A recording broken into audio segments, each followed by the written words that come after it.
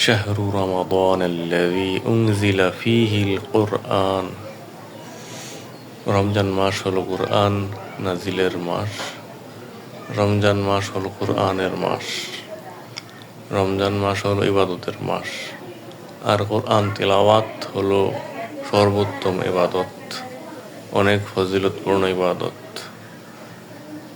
তো আমরা অনেকেই রোজা রাখি, অযথা সময় ব্যয় করি, কোরআন পড়ি না, বা অনেকে কোরআন পড়তেও পারি না, শেখার চেষ্টাও করি না।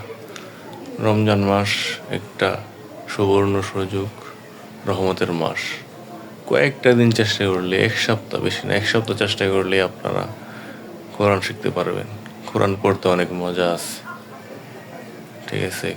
সবার কোরআন যেন রমজান মাসে একটা খতম কোরআন পড়া হয়, সবার কাছে কামনা করি।